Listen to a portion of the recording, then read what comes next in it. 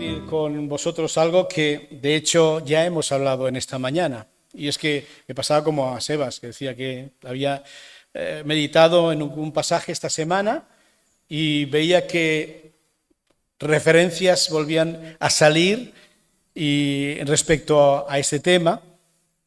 Y yo es un tema que llevo dándole vueltas varios días. Y no sé si os ocurre, pero podría decir que en casi más de 50 años que conscientemente puedo leer la Escritura, puedo leer la Biblia, hay veces que hay pasajes que me sorprenden. Cuando uno se acerca y dice, bueno, esto ya lo he oído, lo he leído anteriormente, y parece que sabes lo que vas a encontrar, ¿no? Como si te estuviera esperando allí, y resulta que además de aquello, Dios tiene otra cosa más. Pues esas sorpresas son las que son para mí muy agradables y refrescan también mi visión. Y me hacen ver que por muchos años que pase leyendo y estudiando la Escritura, Dios siempre nos va a sorprender. Así que os invito a esa aventura diaria de lectura y de meditación en la palabra. Y el tema de esta lectura tiene que ver con la fe, un tema del que hemos hablado mucho, pero yo creo que no suficiente, porque cuando pensábamos que lo conocíamos o lo conocía de la fe, todo o casi todo, el Señor también me ha sorprendido. Y si me acompañáis a Hebreos 11, ese pasaje en el cual se habla obviamente de la fe, y casi es un pasaje de referencia cuando tenemos que mencionar algo acerca de la fe. Y en esos dos primeros versículos, vamos a leerlos como encabezamiento del tema, pero después seguiremos un poco más adelante. Leo capítulo 11 de Hebreos, versículos 1 y 2. Dice, es pues la fe, la certeza de lo que se espera, la convicción de lo que no se ve, porque por ella alcanzaron buen testimonio los antiguos. Y ahí empieza a desarrollar cómo la fe actúa y qué es lo que la fe hace en nuestras vidas y qué es lo que la fe hizo en aquellas personas de la antigüedad y cómo se movieron y vivieron por la fe. Y después de haber hablado de todos los clásicos, diría yo, llega al versículo 32 y pregunta, ¿y qué más digo?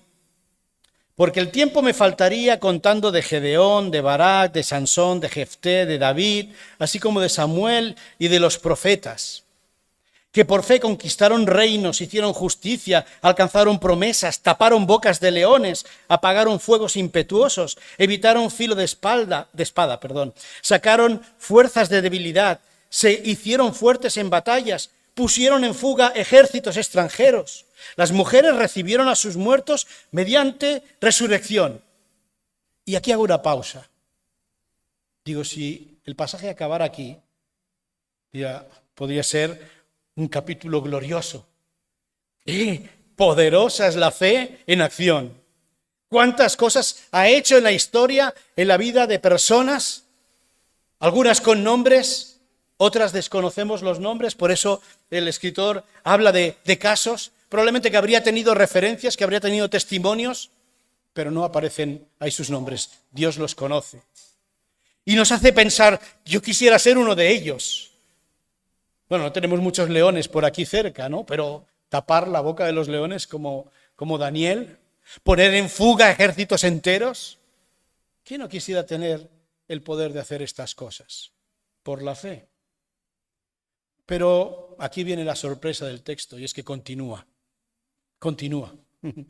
Y en la segunda parte del versículo que os leía, 35, sí, las mujeres recibieron a sus muertos mediante resurrección, mas otros fueron atormentados, no aceptando el rescate a fin de obtener mejor resurrección.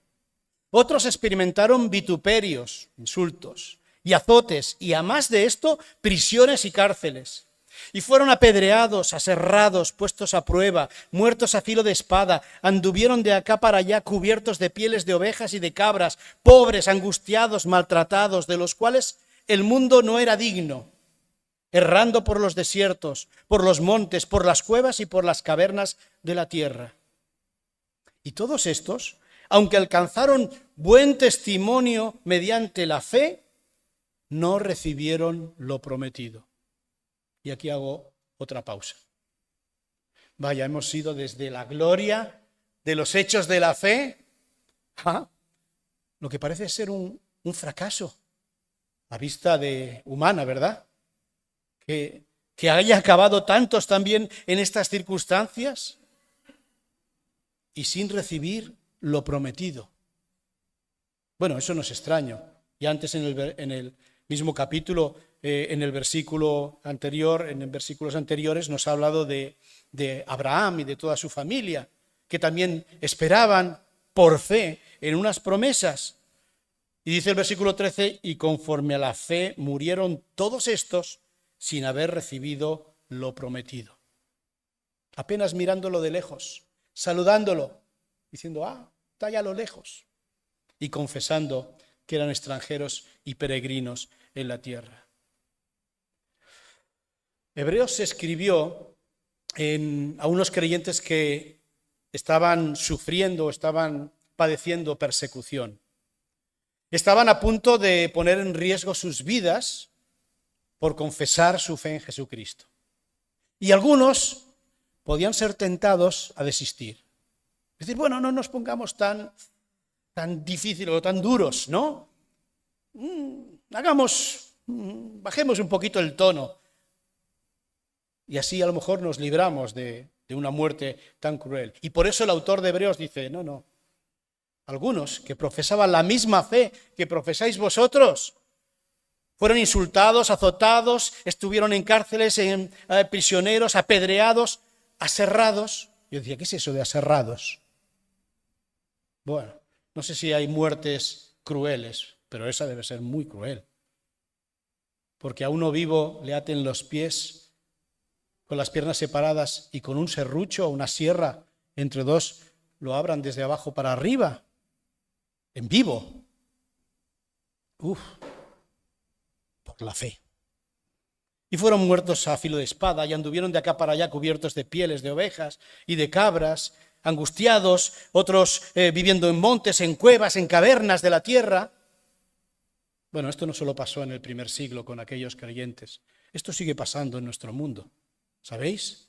Esto sigue pasando aún, siglo XXI. Pero a veces estamos en un lugar donde privilegiados tal vez no somos tan conscientes. Pero esto lo vivieron y lo viven hoy en día por la misma fe que tenemos tú y yo. Y yo quise, al llegar a este punto, decir, ¿y cuál es la clave para que estos que tienen nuestra misma fe pudieran sostenerse, pudieran mirar hacia adelante, saludar a lo que tenían delante y decir, allá voy, sigo teniendo esperanza, sigo confiando en Dios, no me importa lo que pueda pasar aquí y ahora. No voy a preocuparme si sube el precio de la gasolina o del pan o el IPC, porque tengo una esperanza mucho mayor, porque tengo una promesa mucho mayor. Sigo leyendo, no he terminado, versículo 40. Dice que ellos tuvieron testimonio mediante la fe, no recibiendo lo prometido, proveyendo Dios alguna cosa mejor para ellos. No, para nosotros. Otra sorpresa. Bueno, porque lo lógico sería que Dios, ya que habían esperado ellos, ya que habían tenido buen testimonio mediante la fe y no recibieron lo prometido, es que Dios tiene una cosa mejor para ellos, ¿no? Pues no, dice para nosotros. Claro, eso no les excluye a ellos. Ellos también van a recibir mucho mejor de lo que renunciaron. Proveyendo alguna cosa mejor para nosotros, para que no fuesen ellos perfeccionados, completados, aparte de nosotros. Ahí está la clave. Hay un plan de Dios en todo ese sufrimiento.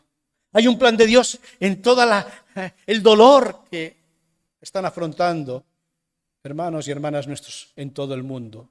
Dolor que a lo mejor no llegamos a experimentarlo nosotros. Pero hay un plan a través de eso. Y es que ellos no van a ser perfeccionados, no van a ser completados aparte de nosotros. Eso que estaban saludando a Abraham y su descendencia desde lejos, diciendo somos peregrinos. Y ahí ya vemos el cumplimiento de la promesa, pero ya llegará. Dios lo retiene para que nosotros también seamos los que disfrutemos con Abraham y con todos aquellos santos. Proveyendo Dios alguna cosa mejor para nosotros, para que no fuesen perfeccionados aparte de nosotros. Y aquí empieza el capítulo 12, y parece que es una nueva idea. Pero fijaos, la primera palabra dice, por tanto. O sea, lo que viene a continuación del capítulo 12 es la consecuencia de lo que ha estado diciendo en el capítulo 11. Por eso, porque Dios provee una cosa mejor para nosotros. ¿Ahora qué? Ahora nosotros también, teniendo en derredor nuestro tan grande nube de testigos, despojémonos de todo peso y del pecado que nos asedia y corramos con paciencia la carrera que tenemos por delante. ¿Cómo?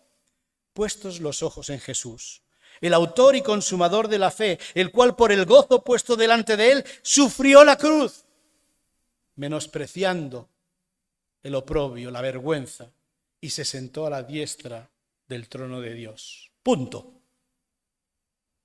Hemos empezado con un relato glorioso de la fe.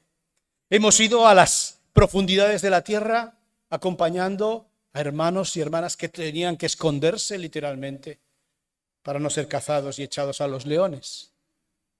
Y de nuevo vuelve otra vez a levantar nuestra vista en Cristo Jesús para que miremos a aquel que está delante. Y veo en este movimiento esas características de esa fe bíblica que alcanza la meta. Hay características aquí de la fe que alcanza la meta que necesitamos imitar. Y es que cuando miras los personajes, cuando miras las personas que son mencionadas, te das cuenta de algunas cosas. Y es que esa fe que les sostuvo es una fe que a nosotros nos puede inspirar. Al mirar hacia el pasado, al mirar a esas personas, al mirar a nuestros hermanos y hermanas en la fe, podemos ser inspirados al mirar al pasado. Pero también somos animados a mirar con ilusión en esas promesas de Dios que ellos esperaron. Promesas de Dios que ellos esperaron. Para que al final también fijemos nuestros ojos en Jesús, el autor y consumador de nuestra fe. Y esos tres movimientos son necesarios para afianzar una fe bíblica, una fe verdadera, una fe como la que describe el capítulo 11 y muestra en la vida de todos aquellos creyentes. Esas tres características son: la primera es que la fe que alcanza la meta es una fe que se inspira en esos ejemplos del pasado. Y voy a tratar de ser corto, de verdad, para que podamos llevarnos y poder rumiar esto que vamos recibiendo. Pero fijaos, esa fe que alcanza la meta es una fe que se inspira en esos ejemplos del pasado. Y vuelvo a decir, como hemos leído, no siempre todos recibieron lo prometido. Y ahí es donde a veces nosotros nos encallamos. ¿Cómo que no recibes lo prometido? Decimos, lo prometido es deuda. Lo prometido se debe. Y si Dios ha prometido, pues tiene que dar. La cuestión es, ¿qué falló aquellos que no recibieron lo prometido? ¿Falló su fe? Algunos dicen, es que dudaste, es que tu fe estaba así un poquito turbia, no estaba bien aclarada. Es un problema de falta de fe. No creo que fuera falta de fe. Creo que aquel que iba a dar su vida siendo aserrado o muerto a filo de espada, no tenía falta de fe. Pues entonces falló Dios. Si no se cumplió lo prometido, entonces es Dios que ha fallado. No, tampoco puede ser. Eso es una antiteología eso. Dios no falla. Dios no puede fallar. Aun cuando nosotros fallamos, como se nos recordaba en esta mañana, Dios es fiel. Aunque nosotros fuéramos infieles, Dios es fiel. Así que, ¿cuál es la respuesta? ¿Por qué no recibieron lo prometido? Bueno, ya lo hemos dicho y ahora lo recordamos. Porque esperaban algo mejor. Dios les tenía preparado algo mejor. algo que todavía no han disfrutado, porque está a la espera de que nosotros también nos unamos al grupo de los disfrutadores, al grupo de los que reciben las promesas por la fe. Pero también es importante que imitemos su fe. Eso nos hace pensar en esas promesas que les sostuvieron, en esas promesas que les hicieron mirar hacia adelante. ¿Cuáles son las promesas en las que nosotros confiamos? Y aquí tenemos que hacer un análisis o un examen personal. Una promesa es algo que Dios nos da y nos da, creo yo, por medio de su palabra. A no ser que Dios te mande un ángel, como a María, y te diga qué es lo que va a hacer con tu vida.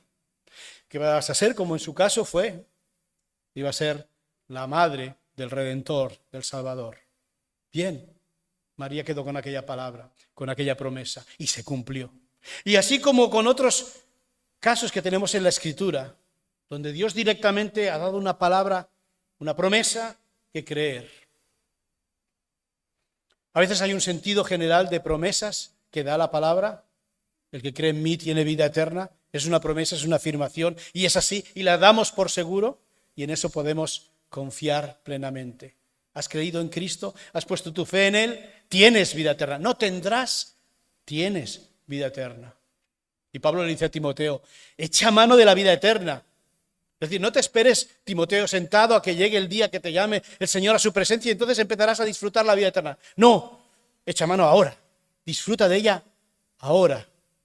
Y disfrutar no es un sentido hedonista, ¿no? De placer. Hay momentos, claro que sí, de placer. Hay momentos de estar a gusto y de estar bien. Pero hay momentos también de sudarla. Hay momentos también de llorarla.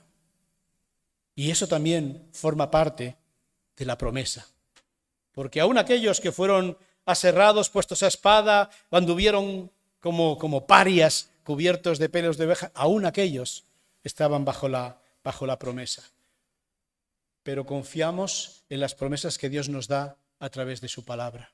Nos podemos aferrar a ellas. Ahora, digo, cuidado porque a veces tenemos la tendencia a tomar de la promesa la parte que nos gusta, que nos interesa, que nos parece beneficiosa, y dejamos a un lado a veces las otras cosas. Y este ejemplo de estos hermanos y hermanas que vivieron por la fe y que dieron su vida por la fe, me lo recuerda. Que también podíamos quedarnos con la promesa como Abraham recibió, serás padre de muchas familias, de todas las familias de la tierra, tendrás un nombre especial y además bendecirán, serán benditas las familias de la tierra en ti. Bueno, eso enseguida lo pillaríamos, enseguida lo recogeríamos como una promesa de Dios. Pero también hubo partes que no fueron tan agradables. Y también Abraham intentó solventarlas a su manera. Dijo a su mujer, aquí me parece que estos son de mala fama, tú di que eres mi hermana, no sea que nos pase algo. Así que intentó tomar su camino. Oh, mira, Dios me ha hecho una promesa. Tengo un hijo, pero, bueno, ¿para qué esperar si puedo tenerlo con la criada? Pues vamos a ver con la criada. Plan B. A veces las promesas las queremos coger por nuestro lado. Y toda la historia de Abraham es precisamente la historia de alguien que tuvo que aprender a confiar en Dios y solo en Dios. Porque cuando quiso poner sus soluciones, se equivocaba. Y cuando lo entendió, dice el Nuevo Testamento, aquel Abraham era el amigo de Dios. Cuando llegaba a entender que solo cuando Dios promete, Dios cumple y Dios lo lleva. ¿Qué pasó? Que cuando le pidió que ofreciera a su hijo en sacrificio a Isaac, el hijo de la promesa. No es que Abraham pensara, bueno, es igual, sacrifico esto, pero Dios me dará otro hijo. No. En Isaac te será llamada descendencia. Y él sabía que era Isaac y no otro el que le iba a dar la descendencia. Así que cuando Dios le pide que sacrifique a Abraham, Abraham entró en un conflicto. Y mientras iría andando hacia el monte Moria con la cabalgadura y la leña y a su hijo Isaac, Y su hijo Isaac preguntándole, papá, pero ¿dónde está el becerro para ofrecer? Y Abraham, con un nudo en la garganta, diría, el Señor proveerá. Sí, el Señor proveerá, pero yo estaba pensando, tú eres ese que va a ser ahí sacrificado.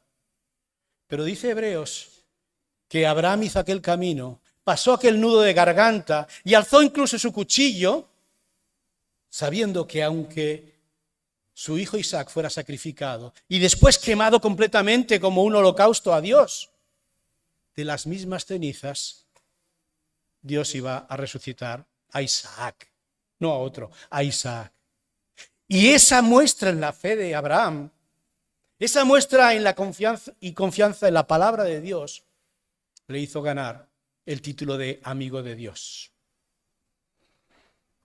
Y fue justificado por la fe. Fue justificado cuando lo creyó y fue justificado y mostrado además su justicia cuando quiso ofrecer a Isaac. La fe que alcanza la meta es una fe que espera con ilusión en las promesas de Dios. No buscando nuestros vericuetos. Por eso cuando en el capítulo 12 empieza, por tanto nosotros, también teniendo toda esta nube de testigos, y yo me imaginaba leyendo estas palabras, ¿no?, lo que debe sentir un atleta en la pista de atletismo, ¿no?, al punto de realizar su carrera, y ve en las gradas tantísimos espectadores que están pendientes de cada detalle de lo que está pasando en las pistas. Algunos de aquí ya lo habéis experimentado, y algunos lo experimentaréis también, buenos atletas. Pero todos esos que están mirando, en este caso, son aquellos que confiaron en Dios. Y algunos recibieron parte de la promesa y algunos no lo recibieron todo. Y quedaron esperando a que nosotros, que ahora estamos en la pista, terminemos nuestra carrera. Y juntos recibamos el galardón. Espera con ilusión las promesas. Pero decía que al entrar aquí y ver esa nube de testigos, dice nuestra parte, despojémonos de todo peso y del pecado que nos asedia y corramos con paciencia la carrera. Yo digo que los atletas que están entre nosotros, ¿cómo corréis las carreras? Mireia, ¿cómo corres las carreras? ¿Te pones las botas de montaña, la mochila llena de ropa y empiezas a hacer la maratón? No, ¿cómo? Las bambas, una ropa ligera, ¿no? ¿Para qué? Para que no pese, para que no haya ningún impedimento, para que pueda correr más, mejor y más ligera, ¿verdad? Pues sí, es así. Y siempre ha sido así cuando hemos querido. Por tanto, despojaos. Precisamente es lo que significa esa palabra. Desnudaos. Y tal vez la mente del autor de Hebreos tenía en mente aquellos juegos olímpicos o aquellos juegos que se realizaban en Grecia, donde los atletas corrían desnudos para que ningún impedimento les fuera estorbo para llevar a cabo su carrera. Está claro que las mujeres no podían entrar a ver las carreras, ¿no? Pero la idea era despojarse de todo lo que pudiera ser un impedimento. Y esta misma ilustración la toma también para la vida de aquel que va a correr la carrera de la fe. Despojaos. Y dice dos cosas. Dirían, bueno, el pecado, claramente. El pecado que nos asedia, la palabra es que se nos pega, se nos agarra, como una garrapata, ¿no? Como algo que te quiere anquilosar. Eso, hay que arrancarlo, ¿no? Hay que soltarlo. Dice, pero también cualquier cosa que pueda ser un peso. Y a veces, sí, del pecado lo tenemos claro, más o menos, pero a veces hay pesos que se nos pegan, que llevamos en la mente o en el corazón, a veces cosas del pasado, a veces deudas, y no me refiero a deudas económicas, me refiero a deudas de perdón, y eso viene a ser un peso en nuestra carrera, viene a ser una dificultad para seguir adelante. Y eso pone en riesgo también que si llega el momento de dar testimonio de nuestra fe, tengamos el temor o tengamos la tentación de echar el pie atrás. Cosa que el autor de Hebreos quiere animar a los lectores a que no lo hagan. Por eso dice, ellos alcanzaron buen testimonio mediante la fe. Y si queremos alcanzar también buen testimonio, debemos despojarnos, desvestirnos, desnudarnos de todo lo que pueda ser un peso, una dificultad en el camino. Y eso pasa por un examen personal, ¿verdad? Cada uno de nosotros, delante del Espíritu de Dios y de su palabra, nos va mostrando qué pesos, qué pecados debemos abandonar. No podemos acudir pensando, bueno, ya está, todo está listo. Cristo nos cubrió con su sangre, somos limpios. Es cierto, eso es delante de Dios. Pero es cierto también que el pecado va a estorbar nuestra comunión, con Dios primeramente y también de unos con otros. Y eso va a hacer difícil que podamos vivir en armonía con el Señor y con los demás. ¿Recordáis aquella conversación que el Señor tuvo con sus discípulos en el aposento alto? Cuando el Señor tomó un lebrillo, una toalla y agua en el lebrillo y tuvo la acción de lavar los pies a sus discípulos. Y seguro que recordamos la conversación con Pedro. Pedro, ¿cómo? ¿Tú me vas a lavar? No. ¿Cómo el maestro me va a lavar a mí? No, eso es imposible. No me vas a lavar nunca. Y el Señor le dice, bueno, Pedro, si no te lavo, no vas a tener parte conmigo. Si está así la cosa, pues todo, lávame todo, venga, dúchame. Haríamos lo mismo que Pedro, ¿eh? Me dice, Pedro, tampoco es así. Porque el que está lavado, ya está lavado. No necesita sino lavarse los pies. Porque eso sí que se ensucia al caminar. Eso sí que es necesario lavarlo. No necesitamos ser limpios de nuestros pecados porque ya hemos sido lavados en la sangre de Cristo.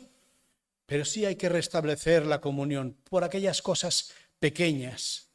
Aquellas cosas que el libro de Proverbios dice las zorras pequeñas, que muerden las vides en ciernes y que destrozan la viña. Aquellas cosas que son tal vez nimias y pequeñas o que las hemos tal vez tolerado, nos hemos acostumbrado, pero hacen que no produzcamos el fruto que la viña quiere. Y un día viene el labrador, viene a ver su viña y ve esos pámpanos que están más secos, que están improductivos. ¿Qué dice Juan, capítulo 15? Que lo que pasa en una viña es que viene el labrador, corta lo seco y para el fuego, que eso arde de maravilla. Pero lo que quiere producir fruto, lo levanta, lo poda, le libra tal vez de aquellas ramitas innecesarias y lleva más fruto. Así es la fe, la que espera con ilusión en las promesas, pero en las promesas que Dios hace. Y para ello nos empuja, nos llama a despojarnos de todo peso y del pecado. Y finalmente, esa fe que alcanza la meta, que se inspira en los que han ido antes con nosotros, que nos observan como espectadores, que espera con ilusión las promesas que vienen para nosotros, también fija sus ojos en Jesús.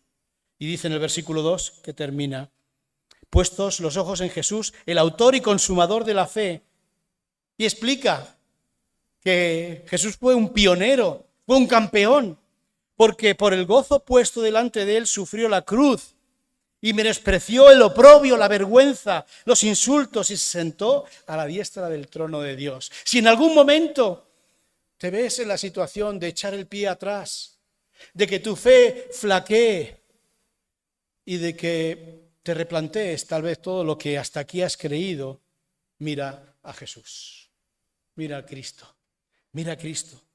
Cuando vio el gozo puesto delante de él, y cuando veo esta expresión, ¿sabes por qué la sustituyo?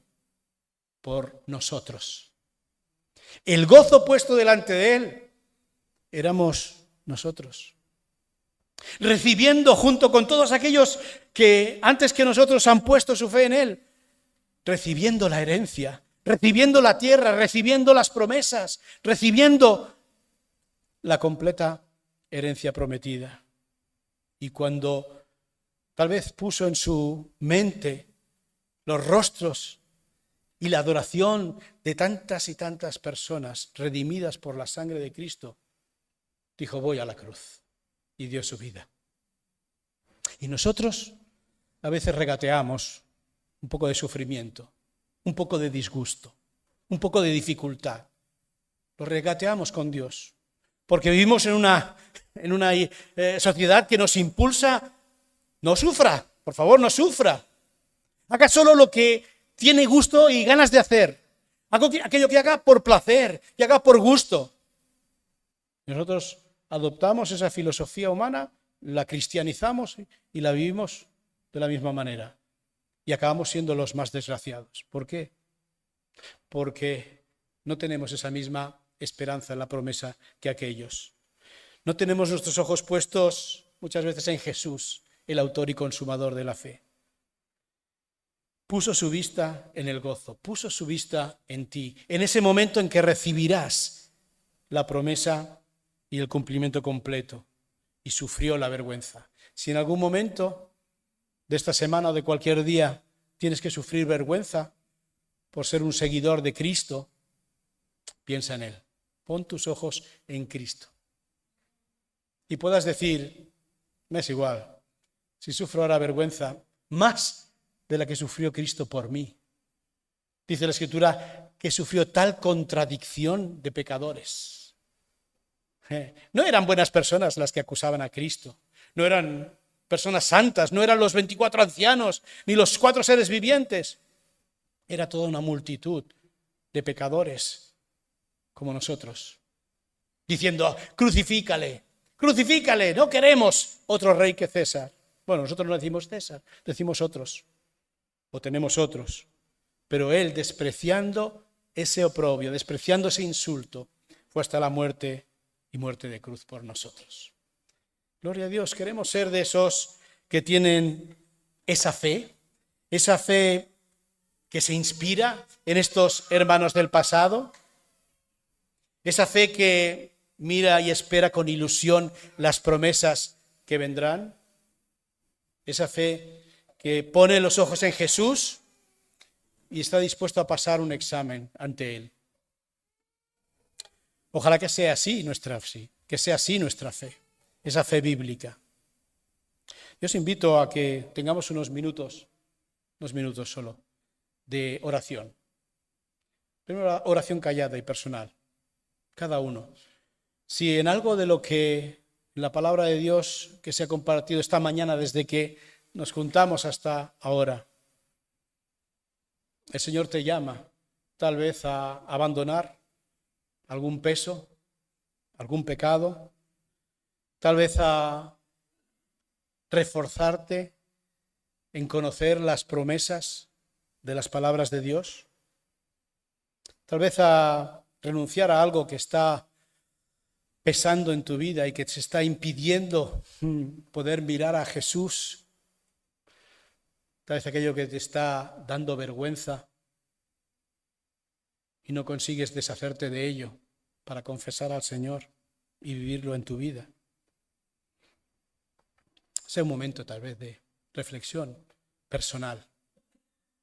Y si piensas que no hay nada de eso, de qué avergonzarte, déjame decirte que aún no has escuchado la voz del Espíritu.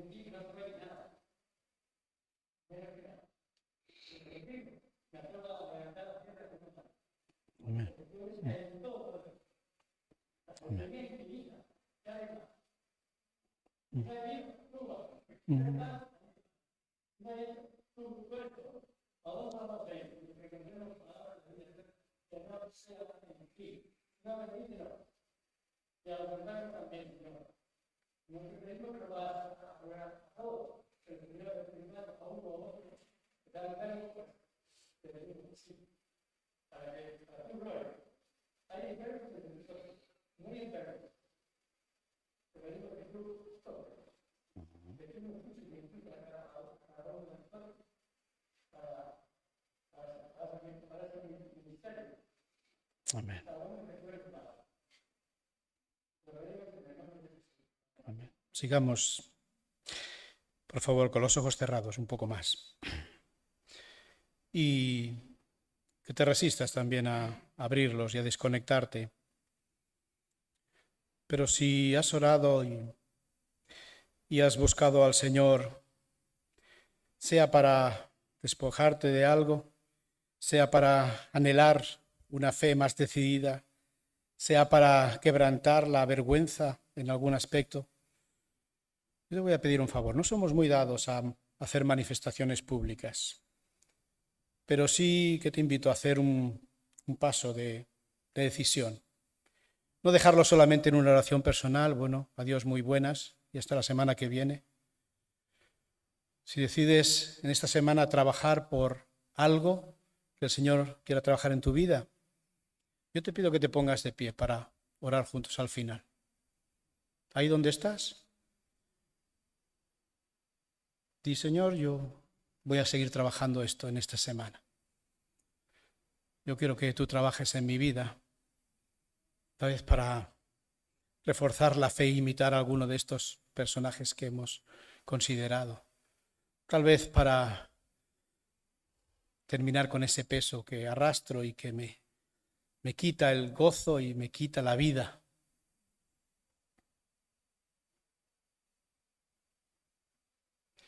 Vamos a hacerlo, por favor, con los ojos cerrados, cada uno delante de Dios, de sí mismo.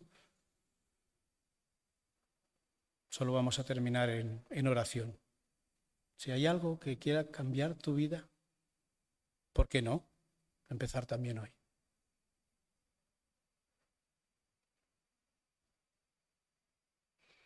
Te animo, no es ningún acto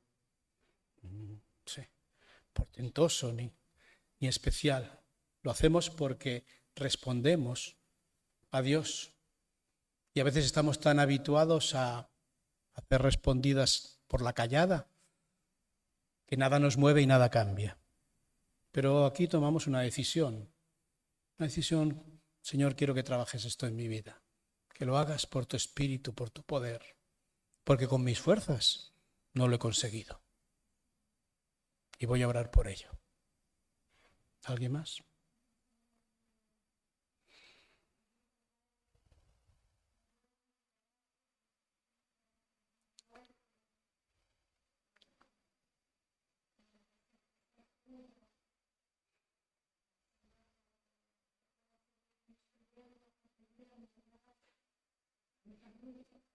Amén. No tienes que orar en público si no quieres. solamente manifestar que por la gracia de Dios vas a confiar en Él. Señor, te alabamos y por Cristo Jesús te damos las gracias, Señor, porque Él es el auténtico autor y el culminador de nuestra fe. Y si tenemos esperanza, y si tenemos promesas, y si podemos anhelar cambios en nuestra vida, es porque Él hizo la obra perfecta en la cruz. Señor, manifestemos o no manifestemos, seamos sinceros de corazón o tal vez no, pero todos sabemos que hay cosas que debemos transformar en nuestra vida por el poder de tu palabra. Por eso te pedimos, Señor, que en la medida de cada uno nos ayudes a dar un paso más en esta semana. Señor, queremos hacer el propósito de no acabar el día como empezamos, no acabar la semana como la empezamos, sino buscarte a ti. Y si al menos decidimos, Señor, pensar y decir cuánto te necesitamos, cuánto necesitamos que transformes nuestra vida, cuánto necesitamos que nos muestres el camino para andar en tu luz, que así sea, Señor. Oh, Padre, te pido bendición y ayuda especial por aquellos que tomaron esta decisión y yo con ellos también, para que tú el día que tú tengas previsto no sean unos cuantos, un puñado, sea todo un ejército que en oración, en dependencia, en fe, Señor, esté dispuestos a, entre comillas, a mover montañas. Oh Padre, en tus manos nos ponemos y en tu nombre oramos para tu gloria, en el nombre de Cristo Jesús. Amén. Gracias, hermanos, hermanas. Que el Señor os bendiga, os ayude y nos vemos Dios mediante el próximo domingo.